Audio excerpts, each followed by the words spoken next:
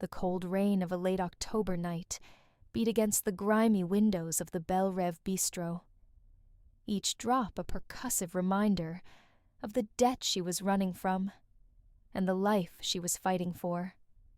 Evelyn Evie Thorne moved through the dining room, her hands steady as she balanced a tray of champagne flutes, but her stomach a tight knot of fear and hunger, a constant state for the last 6 months. She was the resilient underdog, fiercely loyal and protective, especially of her younger sister, Mia, whose medical bills were a crushing weight Evie bore alone. Tonight, like every other night, Evie wore the neutral expression of a skilled waitress, a facade of invisibility that was her only defense against a world that had once belonged to her, a world she'd fled. The bistro was an upscale haven for the city's elite, the kind of people who ate $10,000 in fish and wine without noticing the check. And Evie usually managed to blend into the velvet shadows, a ghost serving the living. Then the glass doors of the Belle Rêve swung open, and the temperature in the room plummeted, not from the cold outside, but from the sudden, chilling presence of the man who walked in. Evie froze mid-step, the delicate chime of the champagne glasses rattling a dangerous rhythm on her tray. Her breath hitched, sharp and painful, a sound lost only to her own ears. Darian Volkov. Even without seeing his face, she would have known the silhouette, the custom-cut suit that looked like a second skin of power, the predatory grace of a man who moved through life not asking for permission, but demanding tribute. He was the powerful and possessive protector, a character archetype she knew intimately, and the sight of him in this mundane space felt like a grenade rolled onto a quiet dinner table. His smile was sharp enough to cut, she remembered, the metaphor automatically surfacing from the long-buried part of her mind that still spoke his language. He was flanked by a severe-looking man she recognized as one of his silent guards, but it was the woman clinging to his arm who truly twisted the knife. Serafina, tall, ice blonde, dressed in something criminally expensive, that advertised her precarious position as the current rival in Darian's life. Evie's protective instincts, always on high alert for Mia, now flared for herself, and the secret growing inside her, a secret Darian had no right to claim. The central conflict of the title had just become devastatingly real, a perfect example of a cinematic conflict introduction. Evie steadied the tray, the brief, snappy moment of shock giving way to the longer, descriptive sentences of her internal emotional state and her desperate need for control. She analyzed the situation with the cool assessment of a survivor. Linear, chronological plot logic dictated that this meeting was the cause that would define the next terrifying effect. She was financially disadvantaged, a waitress thrust into a high-stakes confrontation, exactly as the style profile predicted. Darian didn't look at the staff. His eyes were fixed on the maitre d', demanding the secluded corner booth by the window, the one Evie was assigned to. Evie forced her feet to move again, delivering the champagne to a nearby table, and then retreating to the kitchen, her heart hammering against her ribs. She pleaded with the manager, a kindly but ineffectual man, to switch sections, citing a fictitious injury. "I can't, Evelyn," the manager whispered, his face pale, glancing toward the powerful figure now being seated. Mr. Volkov made this reservation. Personal service. He tips more than your monthly rent. Evie knew instantly Darian hadn't specifically asked for her. Not yet. This was simply fate being brutally dramatic. She took a shaky breath, feeling the faint, subtle pressure of her pregnancy, a secret she'd protected with every cell of her being. Her focus tightened. I must be the invisible woman, she thought, the internal monologue a defense mechanism. She was the resilient underdog who needed to serve a meal to the predator who had once been her husband, all while carrying his child, and not give away the truth that could destroy everything. Undergoes a transformation from victim of circumstance to a powerful agent of change. The transformation had to start now, with a tray and a menu. She tucked her defiance deep beneath the surface, adopting the role of the invisible servant. The rhythm of the narrative now alternated between the quiet, internal, character-focused moments of her fear and the sudden burst of threat, represented by Darian's presence.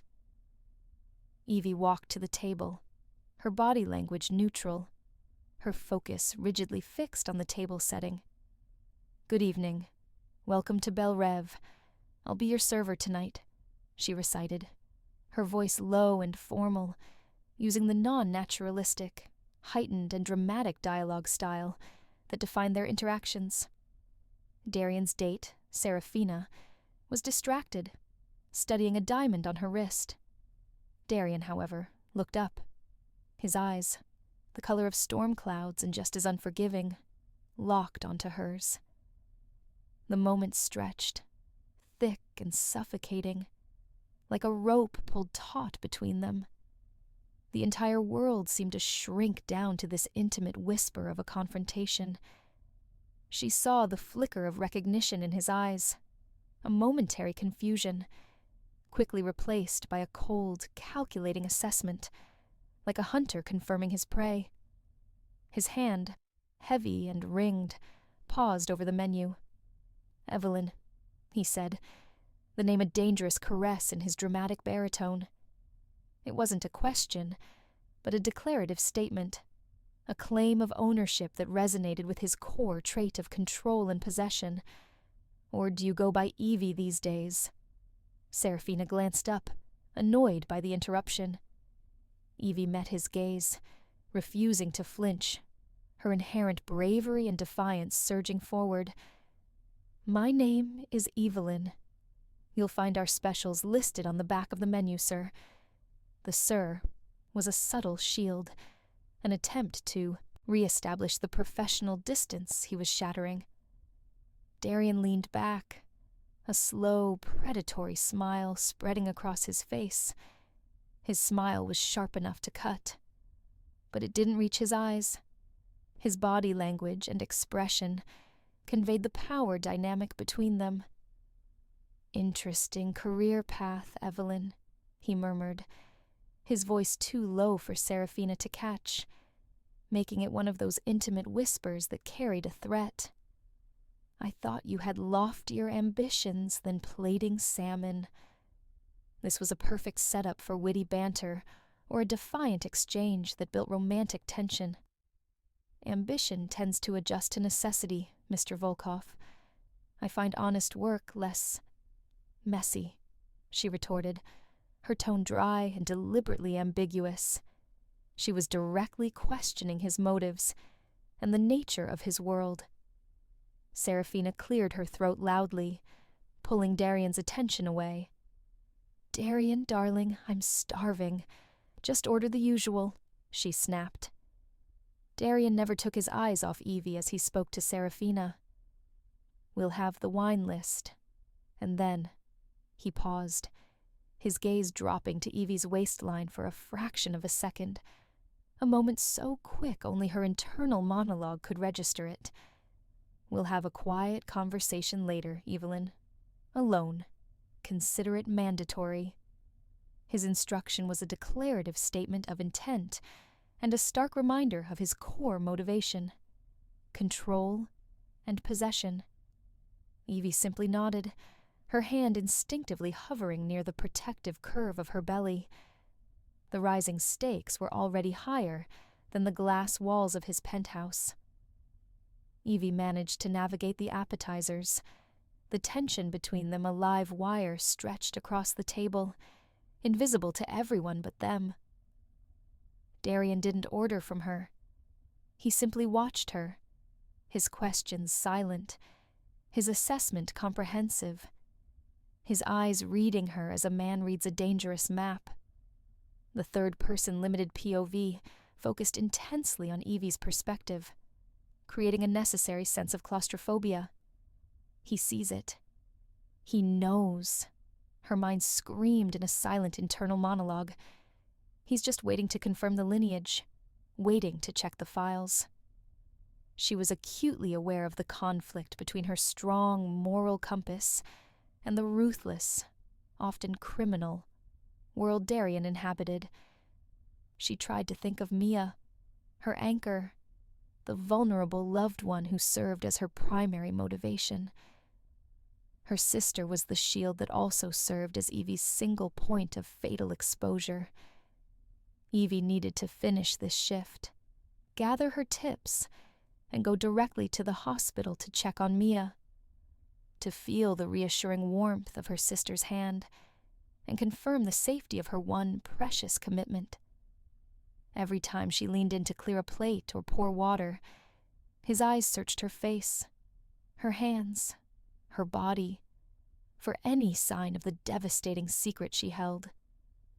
She knew he'd already run the search, already confirmed her employment and her address, a testament to the constant threat of surveillance that was a common device in his world. The man she knew was too thorough, too much of a predator to leave loose ends.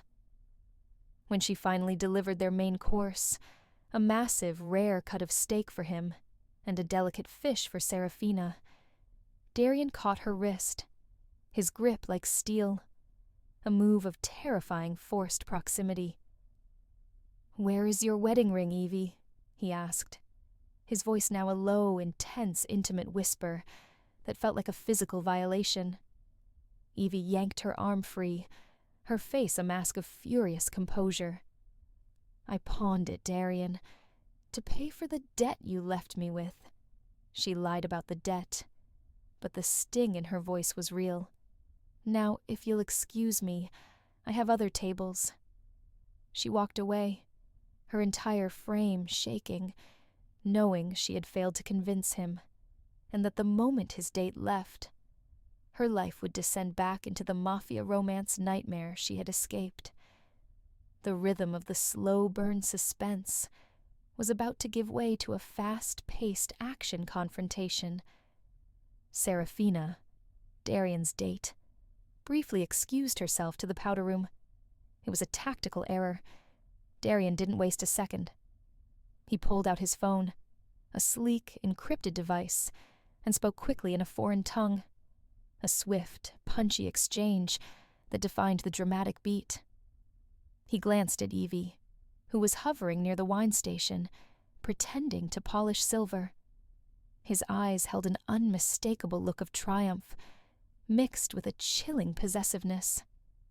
She knew what that meant. The lineage was confirmed. The pregnancy was now his leverage, his complication, and his treasure. The mystery reveal had silently moved from Evie's secret to Darian's confirmed fact. Evie gripped the silver rag so hard her knuckles were white. She needed a helper, a friendly face. But the manager was nowhere in sight, and the kitchen staff were too busy to notice the silent drama unfolding in the corner. The realization that her safety net was gone, that her meticulous plan for freedom was shredded by a simple dinner reservation, sent a wave of despair through her. She had endured the financial struggle, the sleepless nights, the anxiety of Mia's condition. She had transformed from victim to survivor, only to be dragged back by the one man whose power was inescapable. He is ruthless, and operates in a dangerous, often criminal, world. This single truth was the external threat that overshadowed all others. She looked at him again, seeing not the attractive, wealthy man the world saw, but the cold, intimidating predator she knew. Her primary goal now shifted from hiding to securing Mia. The moment arrived at 11:30 p.m. Serafina, bored and tipsy, was dismissed with a curt wave and a black card. Serafina offered Evie a condescending sneer on her way out, a clear signal of the precariousness of Evie's own former position as Darian's wife. Darian sat alone at the table, a single glass of amber liquid in front of him, waiting. Evie approached him, not as a waitress anymore, but as an opponent steeling herself for battle. "The bistro is closing, Mr. Volkov," she stated, making another attempt at professional distance. He simply gestured to the empty seat opposite him. "Sit. We need to talk about Mia." His use of her sister's name, the vulnerable loved one, was a direct strike, the ultimate leverage. Evie's fierce loyalty and protection of Mia forced her into the seat. "What about her?" Evie asked, her voice trembling despite her best effort. "The hospital called my office today. Your payments stopped. They were going to discharge her tonight," he said, a cold, casual threat in his tone. "I had my people handle the entire outstanding balance. She's secure. For now." Evie's eyes flashed with defiance and shame. The weight of his power, the way he could effortlessly solve her insurmountable problem, made her feel small, yet it also fueled her inherent defiance. "You had no right to interfere," she whispered, her hands clenched. "I have every right. I'm her brother-in-law, and she's in danger," he countered, the cat-and-mouse dynamic taking its first turn. "The men I thought were my partners are cleaning house. They know you were my weakness. They know about your sister, and they're going to use her to get to me. You and Mia are coming home, Evie. It's the only way I can keep both of you alive." He framed his control and possession as protection and love, a classic antagonistic trait. Evie knew his explanation contained a necessary kernel of truth, designed to manipulate her into the forced proximity he craved. "I won't trade one gilded cage for another, Darian. I left your world for a reason. Mia and I are better off poor and free than rich and under your thumb," she declared, an explicit declarative statement of her intent. Her strong moral compass was in direct conflict with his world. His expression hardened, and he finally addressed the unsaid truth between them. "You don't get a choice, Zaya." He used the Russian endearment taunt term of possession he used to use, intimate whispers in the empty restaurant. "I know about the baby. I saw it. You're showing." Evie felt a dizzying wave of defeat. The mystery reveal had happened, not through a dramatic plot point, but a ruthless observation. "It's my child, and you're pregnant, working in a place full of dangers I can't even list. The gilded cage will keep you and the baby safe. You can hate me inside my walls, but you will be alive and protected. This is a declaration of war against anyone who tries to touch either of you," he stated, his voice building to a powerful crescendo. He stood up, towering over her, his intent now a terrifying physical presence. He reached into his inner jacket and pulled out a small velvet box, a symbolic object. Evie braced herself for a ring, but it was a necklace with a single, intricately carved silver phoenix. "This symbolizes rebirth.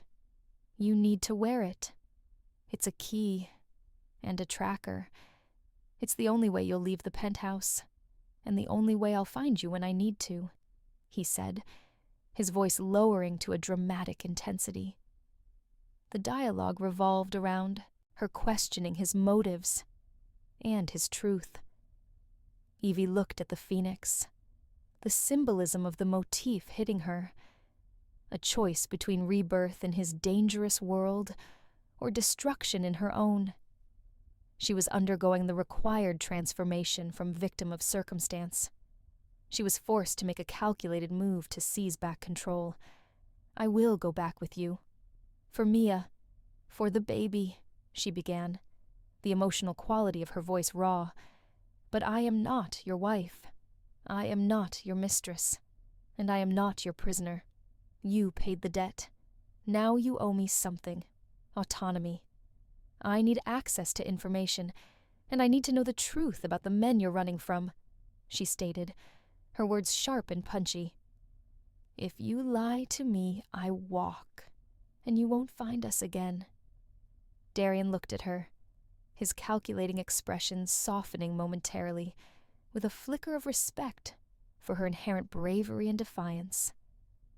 "Agreed," he finally conceded, his hidden vulnerability showing a hairline crack. "But you and Mia are moving into the penthouse tonight. The gilded cage is non-negotiable."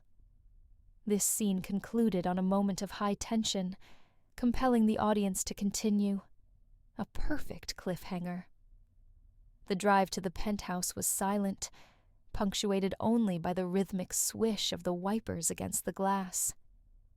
Evie stared out at the city lights, which seemed to recede and vanish as they ascended, an apt visual cue prompt for her sense of isolation. The setting as character, the penthouse, was the manifestation of Darian's control. When they arrived, Darian personally carried Mia from the specialized medical transport, his rough hands surprisingly gentle, a quiet, character-focused moment amidst the rising tension. Evie watched him, a mix of old, familiar desire and fresh, profound hatred churning within her. He is trying to be the protector, but his core motivation is still control and possession. She felt the heavy weight of the phoenix necklace settling on her collarbone, a chain of his making. The penthouse felt like a prison, carved from frozen sunlight and steel. Every room a gilded cage. Evie saw the room set up for Mia, luxurious, secure, and right across the hall from the master suite. Darian was controlling every element of her life, yet she was forced into forced proximity with him, where the psychological warfare and the slow-burn suspense could truly begin. The overall narrative was building tension and romance gradually. Evie's point of view, third-person limited, was essential here, capturing the sense of claustrophobia.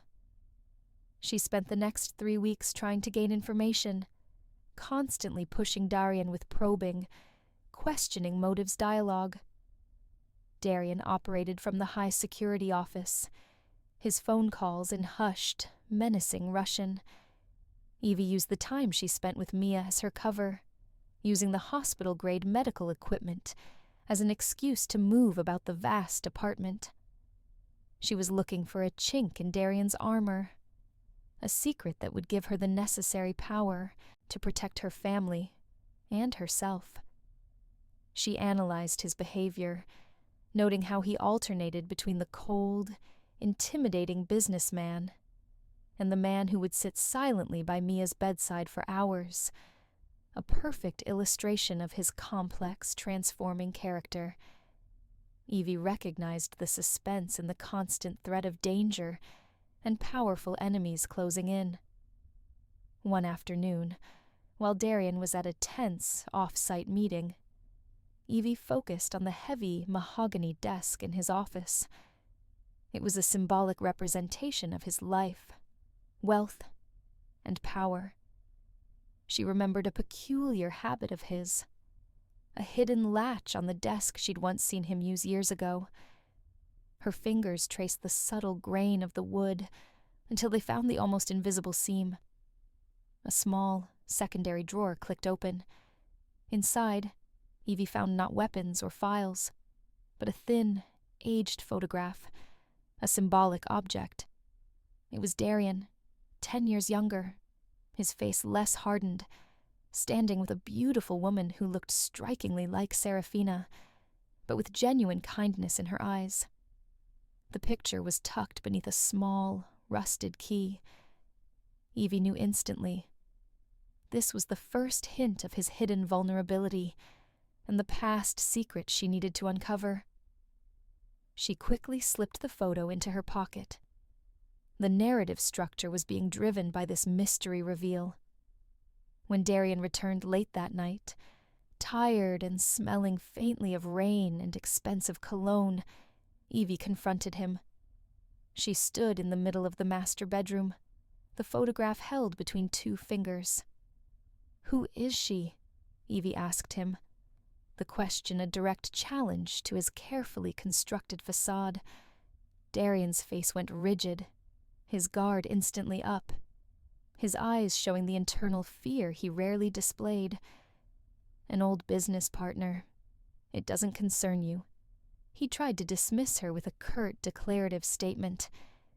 "It concerns me if she's the reason Kovac is trying to kill you.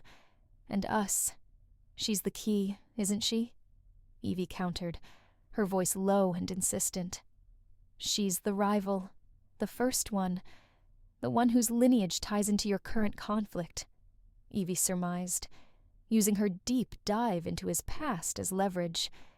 "Tell me the truth, Darian. I need to know what kind of danger I've walked Mia into."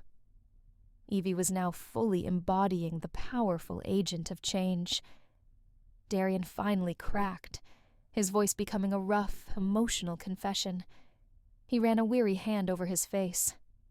Her name was Anya.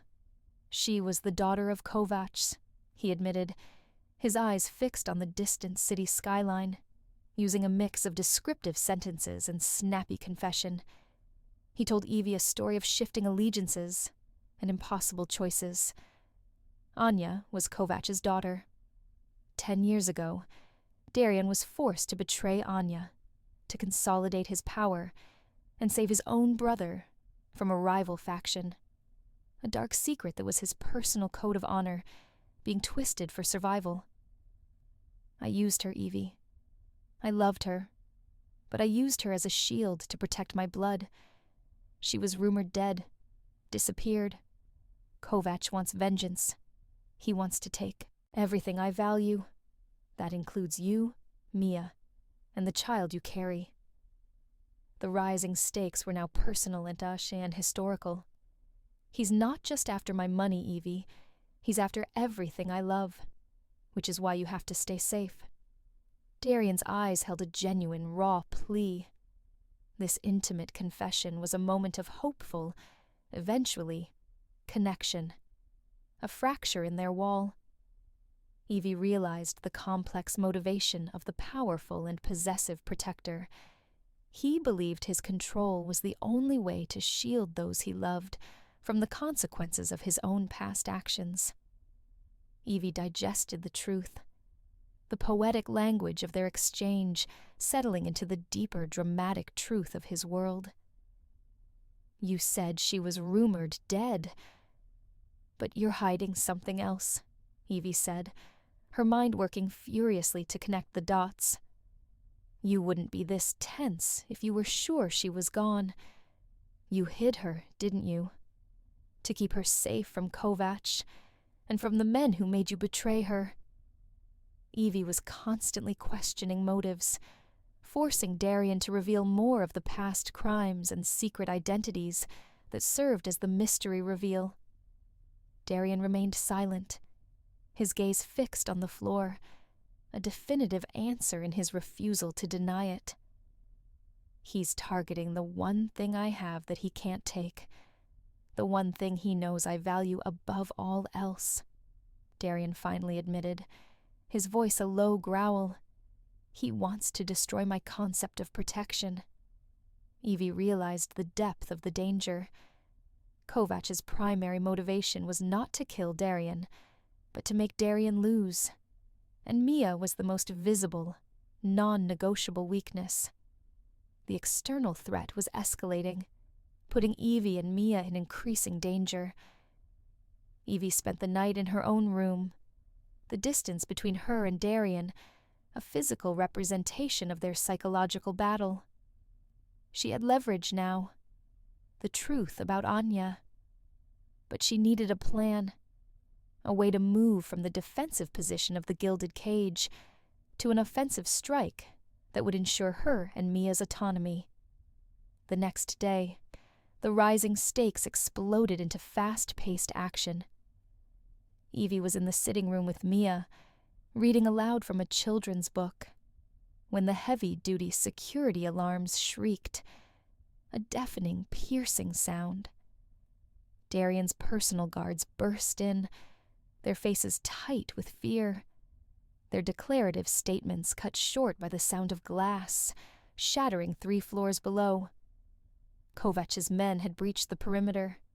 Darian sprinted from his office, his suit jacket already discarded, revealing a shoulder holster. He was instantly the cold, professional fighter. He shoved Evie and Mia toward a panic room hidden behind a bookshelf, the massive, custom-built object, a final defense in their high-stakes situation. "Go. Don't come out. I'll deal with this," he commanded, his words punchy and direct. Darian's declarative statement was a command, but Evie saw the frantic look in his eyes. He was outnumbered, and his forces were clearly caught off guard. He was trying to be the sole protector, but Evie knew that strategy would fail them all. She had the information, and she was now a fully transformed agent of change. "Darian, Anya, she's still alive, isn't she?" Evie shouted, linking the mystery reveal with the present conflict. Darian paused at the doorway, a split second that could cost him his life. "Yes," he rasped. "I hid her. She's the leverage." Evie saw her chance to gain autonomy and save them all. Her strong moral compass demanded action, not hiding. "Kovach will only stop for his daughter. I can get her. Use me as a distraction. You save Mia," she declared, her intent clear. This is a declaration of war against their shared enemy. Darian refused her plan with a roar, his instinct for possession and protection overriding his logic. "Absolutely not. You're staying here." But Evie was already moving. She ran toward the main hallway, creating a deliberate flash of movement, a target. She was not leaving the penthouse, but she was forcing the conflict onto her own terms. "Kovach, I have the daughter, the one he hid," she yelled into the echoing hallway, a move of pure, calculated defiance. The gunfire instantly shifted, focusing on her location, drawing the pursuit away from the panic room. Darian, seeing her selfless, desperate action, a reflection of her fierce loyalty to him, now, in a perverse way, was finally transformed. He slammed the panic room door shut on Mia, and then charged after Evie, moving from the sole protector to the reluctant partner, their roles merging in the face of death.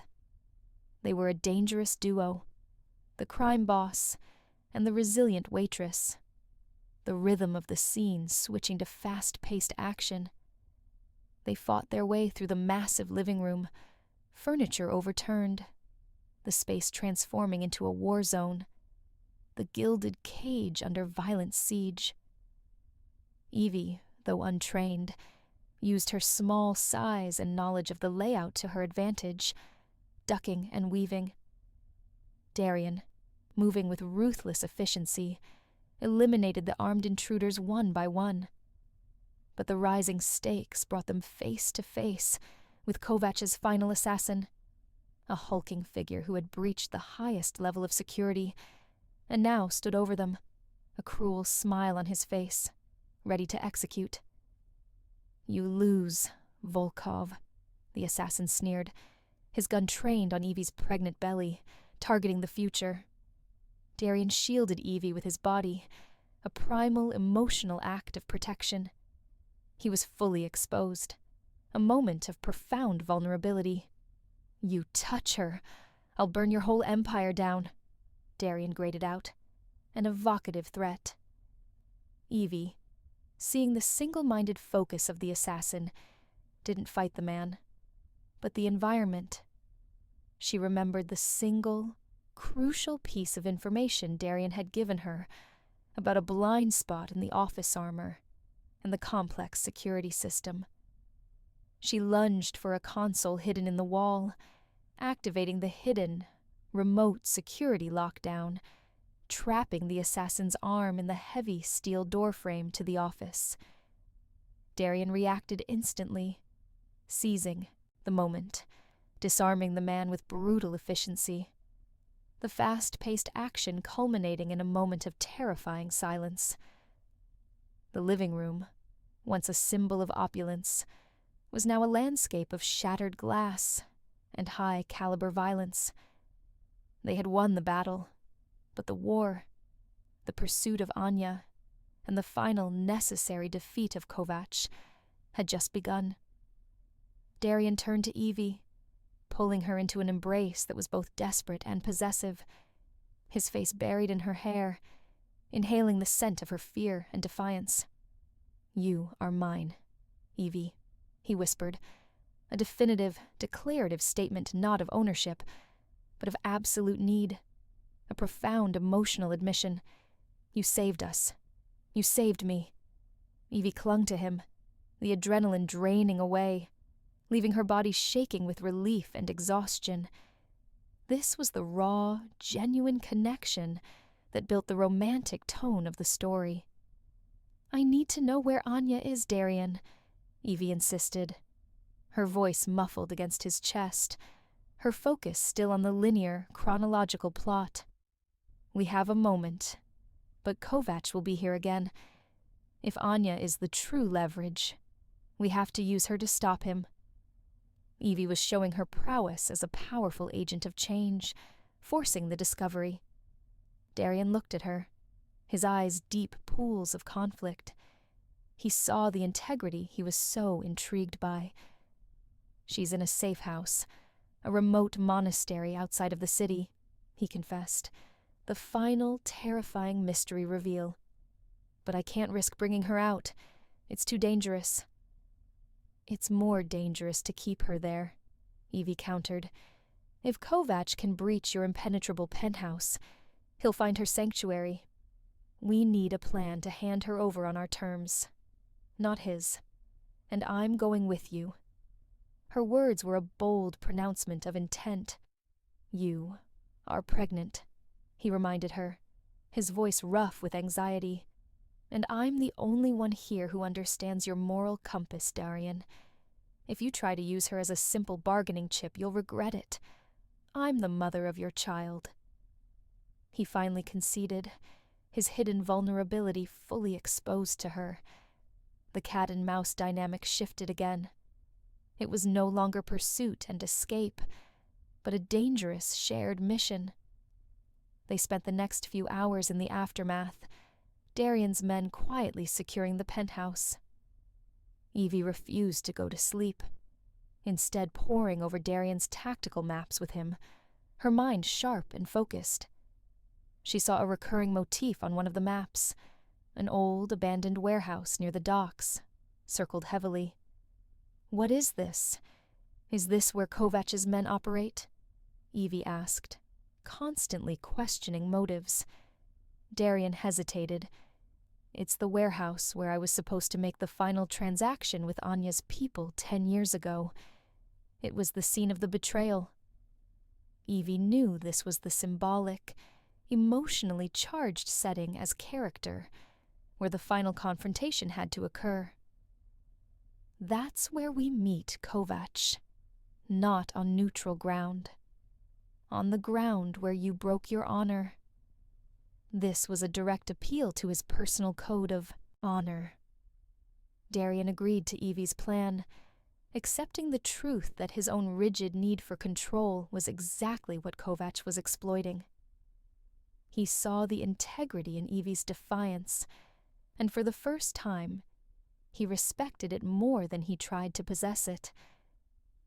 The air in the penthouse crackled with a new form of tension, a shared, purposeful energy that was intensely romantic. They were a team, fighting for a future that included their unborn child. Evie insisted on one more thing. "Mia stays here, locked in the panic room, with your most trusted guard. I need to be able to focus on you, Darian, and not fear for her." Darian agreed, honoring her fiercely loyal and protective nature. The plan was a high-risk gamble. Evie, Darian, and a small, trusted team would retrieve Anya from the monastery. Darian would contact Kovacs, offering a private, in-person exchange for his daughter at the old warehouse, with the condition that Evie, his wife, was the only one Kovacs could negotiate with. Knowing that Kovacs would be intrigued by the sight of Darian's pregnant woman, this was Evie's final, desperate attempt to gain autonomy and turn the tables. The pacing was a slow-burn suspense as they meticulously planned, punctuated by the punchy decisions of Darian. Before they left for the monastery, Darian approached Evie, his hands cupping her face, his eyes full of a poetic, dramatic intensity. "If anything goes wrong, you leave. You take the child, and you never look back. I've already set up an account, new identities, a life where you won't need me. This is my code of honor, Evie, my last act of true protection." His declarative statement was a profound shift. He was giving up his need for control. Evie touched the phoenix necklace, the symbolism of rebirth feeling heavy and real. "Then let's make sure it doesn't come to that," she whispered, her voice intimate and resolute. The drive to the monastery was long and tense. The setting was a stark contrast to the gilded cage, a quiet stone structure nestled in a remote, rain-soaked forest, a visually rich description that set the mood. They found Anya, aged but unmistakably the woman in the photograph. She was brittle, a shadow of the woman Darian had described, and terrified of the outside world. Evie, with her inherent empathy and sense of honor, was the only one who could coax her out, promising that her presence was the only way to save lives. Anya, the original vulnerable loved one, and catalyst for the entire mystery reveal, was now in their possession. The abandoned warehouse, with its dark, echoing spaces, felt exactly like the setting as character the romantic thriller demanded. It was a perfect scene for a high-stakes confrontation. Evie walked into the center of the vast, empty space. Anya held firmly by her side, a terrifying display of forced proximity. Darian and his men were positioned in the shadows, waiting for Kovacs.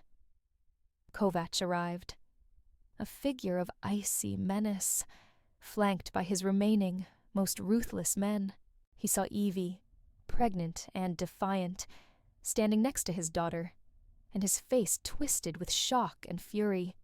"Volkov, you send your pregnant ex-wife to negotiate for you." Kovacs' voice boomed, questioning motives. Evie stepped forward, her voice steady. "I am Evelyn Thorne, and I speak for Darian Volkov. You want your daughter. You want revenge for her lost years. Darian wants his family safe. We have Anya. You have the men who can hurt us. We exchange." Her statement was a deliberate, bold, declarative statement of intent and power. Kovacs laughed, a cold, empty sound. "I will have my daughter, and then I will take your child as payment for the years Volkov stole from me. You are a fool to think I would stop there." The stakes were now impossibly high. The death of her unborn child.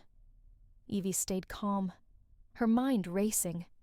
She knew Darian was listening, ready to strike, but she had to buy time. "You talk of honor, Kovacs, but you target a sick girl and an innocent child." Darian's actions were driven by a code to protect his blood. What drives yours? Vengeance. That's not honor. That's madness. Evie was constantly playing on the theme of his and Darian's personal code of honor. Just as the tension reached its breaking point, a dramatic moment of high tension, a secondary door burst open, and Serafina, the rival, stumbled in, flanked by two of Darian's ex-security guards. Serafina was carrying a case containing encrypted files. This was the final, devastating mystery reveal.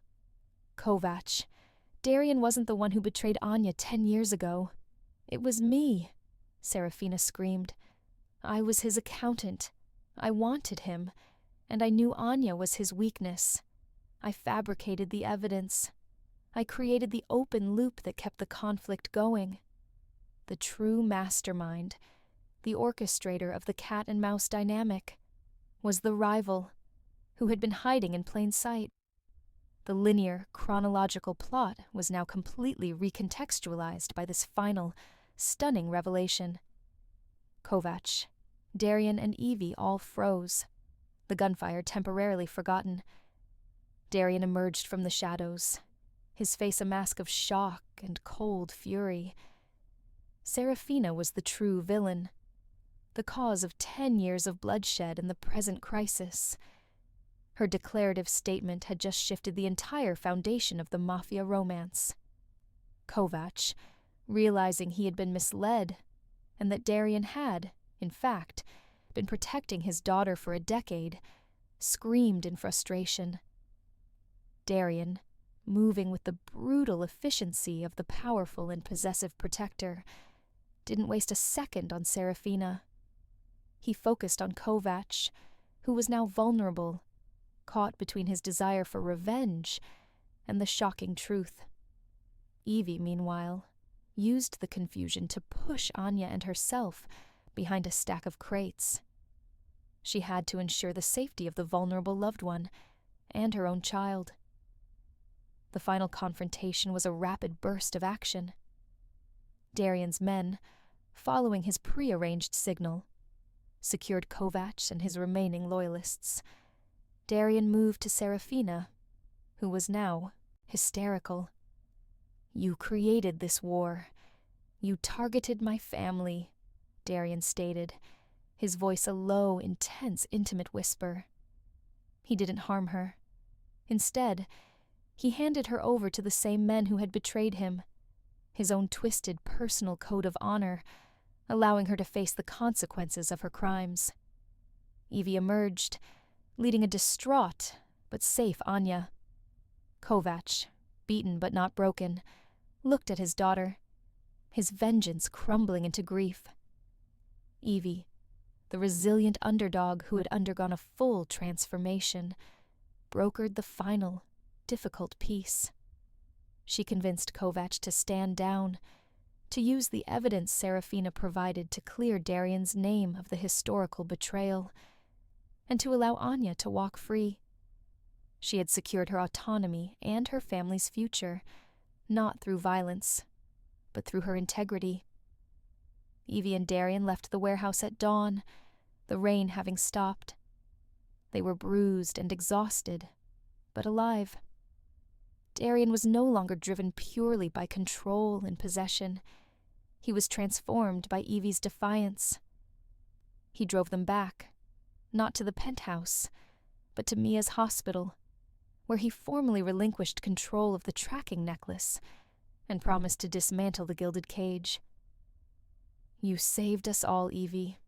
You are free. But I need to know one thing, he confessed, pulling her close in a moment of final dramatic tension. Do you choose to stay? Evie looked at the phoenix necklace, now lying on the dashboard, a symbolic object of their violent rebirth. The conflict was over, but the future was a complete unknown, a perfect open loop. She touched his face, her lips close to his ear, her answer a defiant, emotional whisper.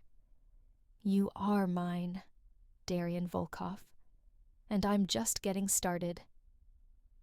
The serialized romantic drama was ready for the next installment, concluding on a cliffhanger that left the audience invested and hopeful.